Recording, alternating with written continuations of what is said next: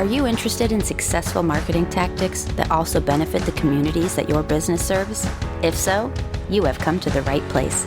This is the Win Grin podcast, brought to you by Leagueside, the nation's leading youth sports sponsorship platform. On the show, we talk to some of the smartest minds in marketing and brand building about marketing and growth strategy, and hear inspiring stories about how they got to where they are today.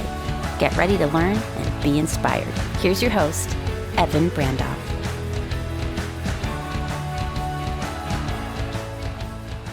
Hello and welcome to the Win Grin podcast. I'm your host, Evan Brandoff. Today we welcome Robyn Mermelstein, the Vice President of Marketing at PM Pediatrics, onto the show. Let's get into it. Robyn, how are you? Welcome to the show. Thank you for having me. I'm so well. Oh, we are so excited to have you. Robyn, I just enjoyed chatting about that you live now where I grew up. Yes. Yes. Jericho, go Jayhawks. Where are you from originally, Robyn? I grew up in a town on the South Shore of Long Island. It's called Baldwin. And I was there. I was there through high school, came back, lived with my parents for a year out of college until I moved to Long Beach for a few years, lived in the city, met my husband, and then came back to Long Island to live here in Jericho. Amazing. Love the South Shore. Me too. What was high school Robyn like? Oh, high school Robyn was, I would say I'm a bit of a book nerd. I still would consider myself a reader.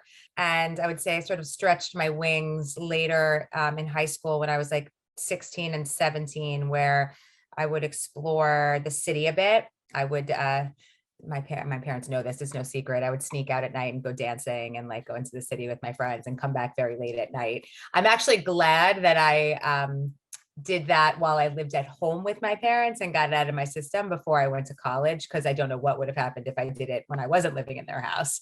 I was not a really great athlete, didn't like sports very much. I have this story when my dad always tried to coach our teams. And I have the story of when I played softball. I was terrible. And I was always in outfield because none of the other girls could actually hit the ball that far. So they just stuck me there. And one day I was, those flowers that you pick, I don't even know if they're flowers, they're probably weeds. You pick them up and you go and you blow and they all sort of, yeah. So I would pick those up that's what I would do during the softball games. I would just pick them up and blow on them until one girl walloped the ball and it hit me in the stomach and I fell because I wasn't paying any attention. And that was the end of my softball career. So I was not such a great athlete, as opposed to now in my life where if you would have told me back then that I would become a soccer mom on the sidelines of the fields, not only cheering my kids on, but with one of my daughters, my husband does the actual parent coaching, but I do the administrative work. It's what we spend most of our weekends doing now. I love it. So you're a soccer mom and also a flag football mom? I am a flag football now mom, which is probably, I actually prefer. My daughters are 11 and 9. So in April of 2020, when there was nothing to do, the Long Island Flag Football League found a way to reach out to parents of daughters to say, hey, we've been running this football league for, where it's mostly been populated by boys, but if the girls are interested, we'd love to have them. And we were itching to do anything to get out of the house and be outside. So both my daughters played, and now it's been 3 seasons playing flag football. My husband coaches both of them. He has all his plays written on little index cards that are starting to get tattered, but he brings them around and he teaches both. At then he was teaching 7-year-olds and 9-year-olds how to play football, but they're pretty good now. My 11-year-old won the Super Bowl last season, which was very exciting. Yes. And I don't know if she has a shot now, but my little one might. Her crew has gotten better, and I actually prefer watching them play football than I do soccer. They have a great time. That's so fun. My wife and I have a 3-month-old son, so we're getting excited. We're only a few years away from youth sports. Yeah. You went to school at Pitt. Yeah, I went to Pitt. Did you know in school that you wanted to go into marketing and communications? When did you have that aha? Yeah. So I think I was always attracted to brands and how they played a role in my life growing up. I spent the first half of my career working for brands in color cosmetics and skincare. I loved reading. I loved writing. And when I graduated college, I was like, oh, I'm going to be a writer. I'm going to interview for jobs at magazines. And I'm going to date myself, but like, this is when you would look in an actual newspaper and like circle job listings with a marker. I had interviews with magazines, and I actually had an offer from 17 magazine, and they were going to pay me about $15,000 a year. And my parents were like, you cannot take that job. Like, there's no way. You got to find another way. That's not enough money. But I had enough experience and did some internships in college to understand how public relations worked and their role in educating writers about brands and products. So I got a job working at a PR firm that specialized in taking on clients that were in the beauty space. So anything from personal care, body care, color cosmetics, skincare, fragrance, even oral care. And I worked at that PR firm for a few years, then left, to go to another, and probably worked at 3 PR firms before I had a desire to go in-house and work for a brand corporately. When you work in just PR, you only get a slice of what they're doing. So my first in-house role was for a brand called Bliss, which at the time was owned by LVMH. I was there and they're very entrepreneurial brand. The founder's name is Marcia Kilgore. She's gone on to start and sell 4 or 5 pretty well-known brands, some in beauty, one in footwear. And I worked for Marcia. There was no defined marketing department. I was really just a PR department that did everything. Bliss was sold to Starwood Hotels, and my role morphed into opening up Bliss Spas and W's across the country. I got to travel and open up Bliss Spas and W hotels in New York, in Chicago, in Dallas, in LA, in San Francisco. It was awesome. My husband got to come, and he would be like the secret spa guy, because before we opened, we needed people to come in, and that women that worked there would practice on people. So he got to be the guy who would come in and get free facials, and he would tell them like a made up name, and then they would see him in the lobby and they'd be like, hey, and he'd be like, sorry, I'm Robyn's husband. I was supposed to lie. And I was there for a while. I went to go work for another skincare brand called Jurlique thereafter. But while I was at Bliss, they built out a real marketing department, and they gave me the opportunity to go to FIT, which has, I would say it's similar to a master's in business, except that they bring in some other classes like fragrance, so that the goal is that you enroll in the program. It's a 2-year program. Mm-hmm. While you work for a large cosmetic company. The program always had people from big brands like L'Oreal and Estee Lauder and Revlon. But at the time when I applied, they were looking for people coming from entrepreneurial brands because they were driving a lot of the growth. So I went through that program for 2 years and was able to get some baseline marketing skills that I did not have from just sort of growing up organically through my career. And I've continued to explore other professional development throughout. So I think technically I have a master's of professional studies in marketing and management from FIT. That's awesome. And if I understand the timeline of your career correctly, it seems like right when you were having kids is when you started to work in brands that were more focused on babies and children. Is that right? I don't know if I did this by my own design, like I willed these jobs to come to me because it was what I was interested in at the time. But when I had my first daughter and I was on maternity leave, I got a phone call from a recruiter randomly, literally 3 days after I had her.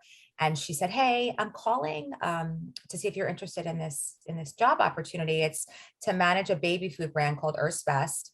And it is, they are owned by, which you probably know if you have a 3-month-old, it's owned by a large food company called Hain Celestial, which is on Long Island. And I was on maternity leave, but due to come back from work and go back to commuting.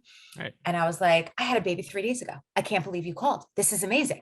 So I remember going on the interview, and I met with a woman who ended up becoming the president of North America, but then ran like the entire marketing department. And she was like, are you sure you want to do this? Like, you've been working at these like really luxurious, like high-end cosmetic brands, and it's this fast-paced lifestyle. And I said, I had a baby like 4 days ago.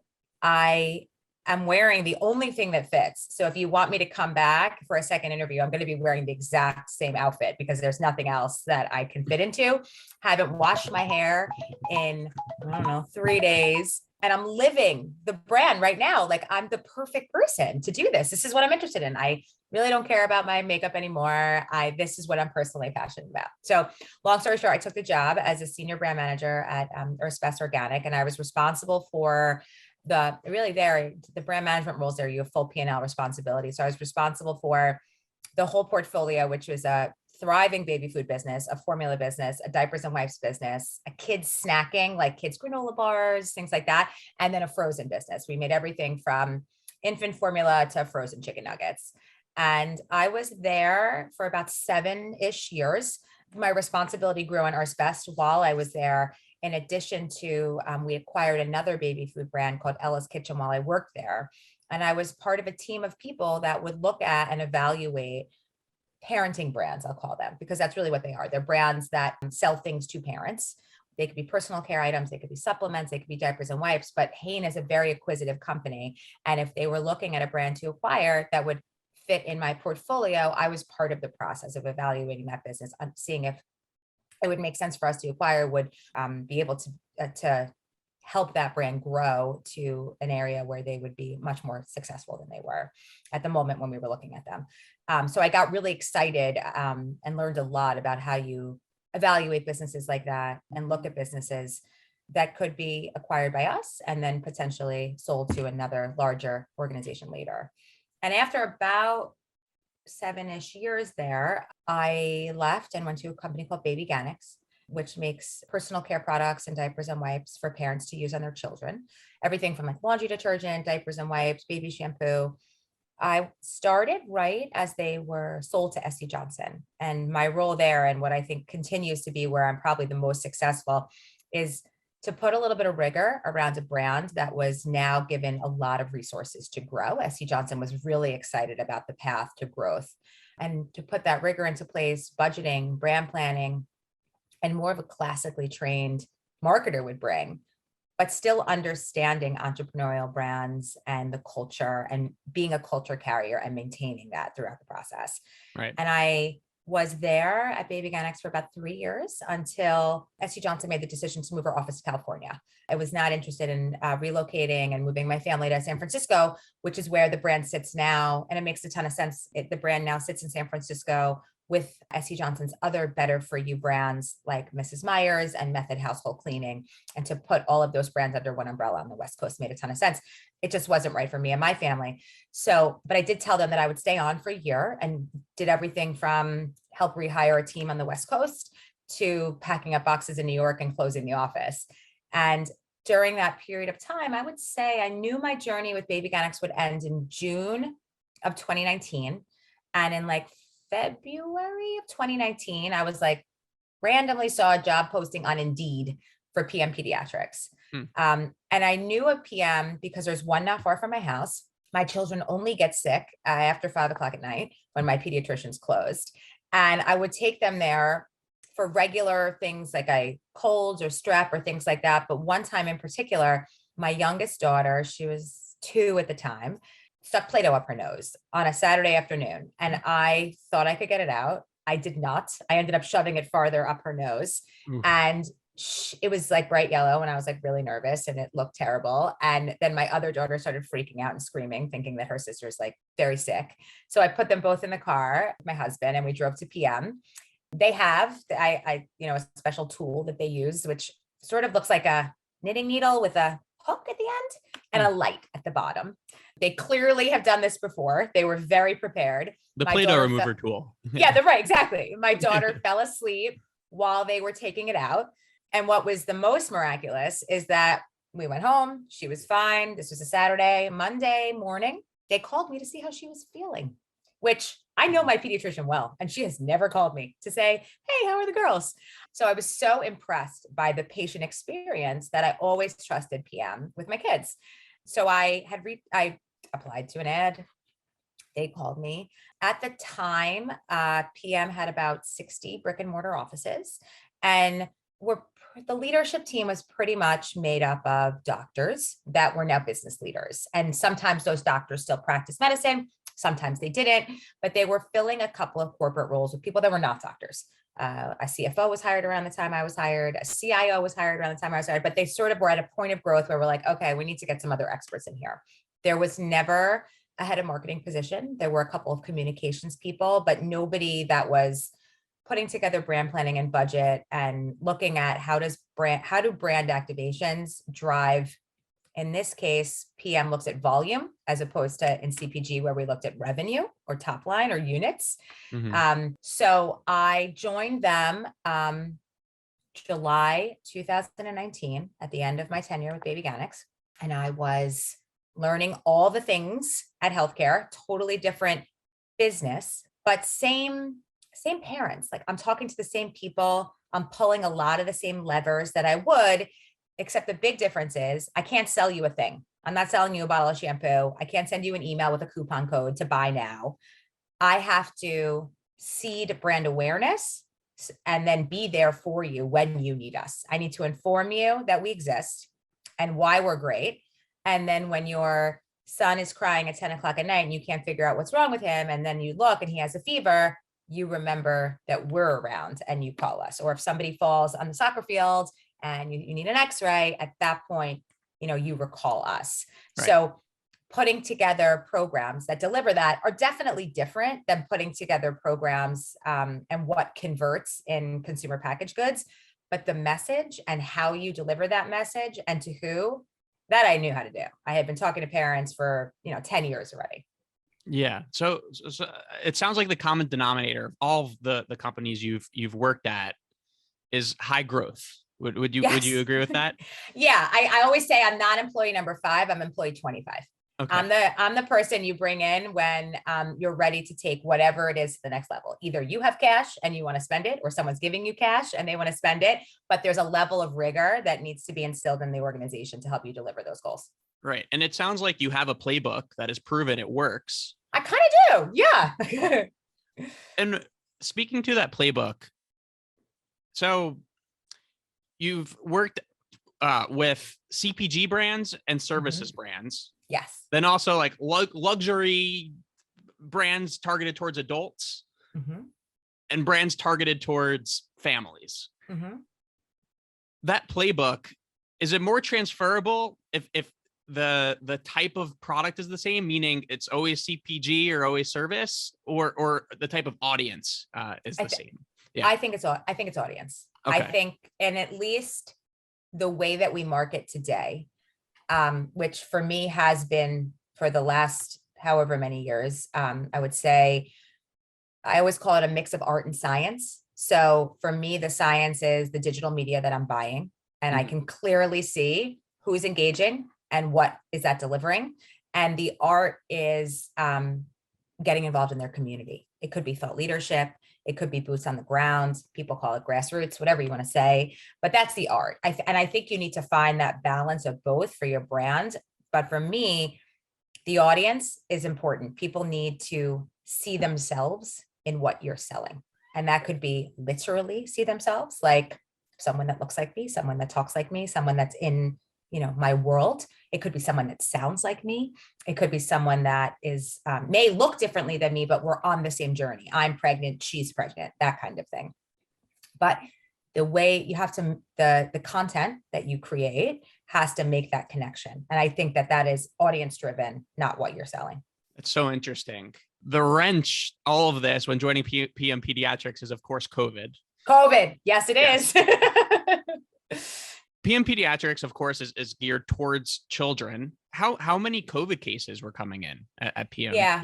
So two things happened that I think helped us be prepared. And I will say that PM is an amazing entrepreneurial company where everyone who works here is here for the same reason, and that's to provide better healthcare for kids. And because we're so mission driven, we were able to do things quickly and efficiently and stand up businesses to support people because everybody really believes like in the same vision. Right. So I would say in January 2020, two things were happening. We happened to have built a telehealth business and we were testing it in Alaska. And we were testing it in Alaska because there is a dearth of pediatric providers in Alaska, but there's a good amount of children. And we felt like if we made a mistake in Alaska, maybe nobody would see. And we were partnered with schools and we were partnered with the military bases. And we were seeing children on this telehealth platform that we had happened to build and stand up quickly. At the same time, one of our founders had a son studying abroad in Italy, and he had 3 to 4 week line of sight into what was really going to happen to the healthcare system in the United States. I'm the first one to admit, I was like, it's the flu. This is crazy. Like I did not think that when people were asking me, when my HR department was telling me if we had to turn it off, and I mean, really turn it off, because our fear was, and this became a reality, people are so scared of this virus. They're not going to seek healthcare. They're going to stay home. So our volume is going to go like from here to here. It's just going to drop. No one's going to walk into an urgent care right now. Mm-hmm. And if that happens, what's it going to do to our business financially? But then how are we going to care for these kids at the same time? Because we know they're going to need healthcare. So HR and our head of IT sort of put together a plan where we were ready to go home if we had to go home. We were ready to roll out this telehealth platform nationally if we had to roll it out nationally. And we cut budgets ahead of time. So throughout January and February, I was being asked to deliver very lean budgets should we be in a position where our volume was going to drop significantly. I would say come February, we were rolling out the telehealth platform nationally. Our IT department helped us build that infrastructure. And I believe by mid-March, when my corporate offices closed and when I got the phone, I remember, everyone remembers, I had a silly TikTok video of my daughter, making a silly video dancing and talking about coronavirus. Yeah. When we all went home, we were ready to see kids via telehealth. Now, my challenge as a marketer was no one had any idea what that was, like how to do it. What is it? Why do I need it? And then what am I doing with it? Like, so your child isn't feeling well. What are you doing? Like, am I taking that patient? And like, there's a whole clinical side to this of how are we protecting our providers, a PPE, making sure that they're safe, having tests, things like that. So our clinical, while I'm doing my job of telling my bosses, this is what we're going to do. This is how we're going to help families. This is how I'm going to make them aware of this new way of seeking healthcare. Because they're not comfortable going into our offices. Our offices were open. People could come in and see us, but nobody was coming in. I wasn't. I remember rescheduling my own daughter's well visit because I was afraid to take her to the pediatrician. So nobody was going into a place, but we were open for the community. We've seen 2 million children. I stopped counting. We've probably seen more than that were treated or presumed COVID positive. So wow. We saw them, examined them, tested them, reported results, things like that. We built IT systems to track it and report back. We, operationally, our teams secured PPE. We put guidelines in for masking. It was all hands on deck. I would say for a year, our days were very long and emotional and intense, serving the community. By the summer of 2020, things calmed down a little bit, but then we saw spikes in the fall again. And then we started to find our way. I think that we would admit that the patient experience across the board in healthcare kind of stunk. Everybody was scared and emotional and unhappy. We started to improve patient experience. We started to improve processes, the way that we test when we open. But one thing about working with emergency room doctors, which all of our doctors are ER trained, and most of them have worked in a pediatric emergency room, is put plans together, execute. A B+ is okay. Let's just get something out there. And then let's make it better. Let's improve. Let's learn. And we still do that today. And we work with tons of communities about, to help them test, to help keep kids safe. And we give them guidelines and we almost consult with them, and we really have a ton of, from schools to camps to, organizations that, provide other sort of activities like sports or after school activities for children. We provide tons of guidance to our community. And I think we've become a real resource, and it's truly fast forwarded our growth. I don't think that we would be at a place where we are today and the opportunities that are in front of us if we didn't go through the pandemic, which we still are going through, but if we didn't go through those waters previously and earn the trust of families because we were there to support them, where now we're looking at, over the next couple of years, doubling our brick and mortar locations. We've built a thriving behavioral health business where we're helping parents and we're helping schools deal with the mental wellness challenges that have resulted from the pandemic. And by the way, we're there at the beginning, but the pandemic really highlighted the need for mental wellness for children. Right. And we're partnering with schools officially by providing those services, both urgent care services and behavioral health services in school systems. That's great. Does that replace the nurse system that we've all known? It depends. No, so a lot of times it's the way that I think of it, and I think of it with the parents' point of view, because and that's always the lens that I bring to PM is that I'm the mom in the conversation. They're all talking doctorness, and I'm like, okay, guys, this is how I interpret what you're saying, is that my daughter goes to the nurse's office because her ear is bothering her. The nurse may have the ability, should we have this sort of partnership with them, where she's like, let's call a doctor. At this point, for her to be able to call the doctor or him to be able to call the doctor, I, as a parent, would have given approval for my school system to do that. So let's say that I've done that. They place a telehealth visit. Maybe they have an otoscope in the nurse's office and they take a picture of my child's ear, and the pediatrician then on the telehealth platform gets sent that image, can look at it at that moment and say, you know what, she does have an ear infection. I'm going to call in a prescription for amoxicillin, have mom come pick her up because it also looks like she has a fever of 101. I get a phone call at work that says, your daughter has 101 and she has an ear infection. The prescription's already at CVS. Grab it on your way, scoop her up. I bring her home. I no longer need to take her to the doctor. And I already have the medicine in my home, so I don't need to run out and go get it. And she's Amazing. sort of on her way to being better. Yeah. Yeah. 5 years from now, what % of taking care of kids do you think will be virtual through telehealth? Yeah, it's interesting. We talk about that a lot. I think that telehealth is table stakes now. Every provider needs to offer it. And Right. there's things that can be covered via telehealth. And there's things that whether people feel they want a doctor to see it or or a doctor does need to see it. I think there are people have different levels of tolerance for how they want their provider to engage with them. A lot of people are like, I don't want to leave the house. I can handle this via telehealth. And some people are like, no way, my doctor needs to see me or see my child. I will say that as someone that has children, and especially as a first-time mother, I don't think I could have tolerated a telehealth visit for my child. I would want that pediatrician to touch my baby and see my baby. But I think as technology moves forward and as parents that are younger than me, that's all they know, I do think that we will see a lot of things being solved via telehealth, and that convenience at the same time as the same high level of care is being given.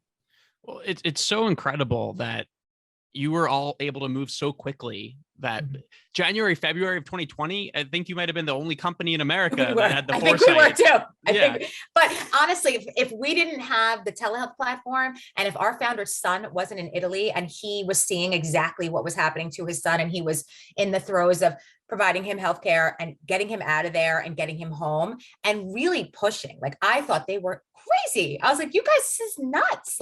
But believing that we needed to have plan A, plan B, plan C. I'm not a doctor, but I work with them all day long. Pediatric emergency room doctors have lots of plans, and those plans are there for a reason and could be broken or executed only and only certain ways. I think because they're emergency room doctors and that they're trained that way and it's ingrained in their system, and they're frankly fantastic at dealing with urgent issues, we were able to put together so many layers of plans and be ready to execute them. Additionally, I think a lot of companies want to move quickly, but aren't able to for so many different reasons. What do you think it is culturally at PM that enables you to be able to execute on plans and be so nimble? Yeah, I think that our organization was set up to communicate very well. So we've got, at the time we had, 60 offices across the country. Every single person at that point, we would use Microsoft Teams all the time. It was not new to us to hop on and have a conversation with someone that sits in a different state. So we were able to communicate very well, quickly. And I think our culture is of that. Like, we over deliver as an organization. And I think this is probably one of the first places that I've worked at where, and I worked at a ton of entrepreneurial places, but culture is so important. You need to want to be here to do this. Like, I remember the night that we antibody testing was a big deal in like April and May of 2020. Everyone thought they had COVID and wanted their blood drawn to see if they did. And we were able to provide that service. I think it was late April of 2020. And we sent emails to our patients to tell them, if you want to come, this is available. At 11:30 at night, the man who is now our chief operating officer called me and he's like, you got to stop. We like broke the internet. Like, I don't know what happened, but like so many people are calling. I cannot believe how many parents like are making appointments because we're open till midnight. So the phones are ringing off the hook. Like, what can you do? I'm like, there's nothing I can do. You told me to send out the email. Like, so, but we learned from that. But I was, for him to feel comfortable calling me at 11:30 at night and for me to answer the phone at 11:30 at night and deal with it and have a plan for the next day of how are we going to handle this operationally? What's our messaging going to be? How are we going to talk to families? Not everyone's going to pick up, like, it's not, we wanted to be there. We're in it with these families. And the culture that PM creates requires that of the team, especially of the leaders, and everyone that works here wants to help and wants to be here. Yeah. Something that you brought up in the pre-interview call, which I found really interesting, was if you could teach a college course, it would be around don't bring problems, bring issues solutions. and solutions. Exactly. Yeah. I had a boss when I worked at Hain. Her name was Sheila. And if she hears this, she'll know this. One of the first few weeks that I worked with her, she brought our team into a room. She made a cake, a beautiful cake. I couldn't believe this. It looked like a Martha Stewart cake that she baked at home for us. And we talked about Sheila's ways of working. And she had a list. It was a Word document that she printed out and had like 5 bullets. And I've since stolen Sheila's way of working, but, and adapted it for myself. But on Sheila's way of working was, if you have a problem, bring it to me always, but bring me solutions. And that's how I think anyone working in business in college needs to be prepared to think through those solutions and bring them to whomever it is that you report to. Don't show up at the office door knocking and saying, oh my God, I got to tell you what's going on. Can you believe this? You can tell me all of that, but then tell me, how are we going to fix it? And what's your recommendation? And then if that doesn't work out, what's your second recommendation? And then let's navigate this together. And I think that human beings are emotional. And I think training future marketers to be rational in an emotional situation and to think through the solves before bringing the problem is incredibly important, not only in the work environment, but in your life, in your personal life.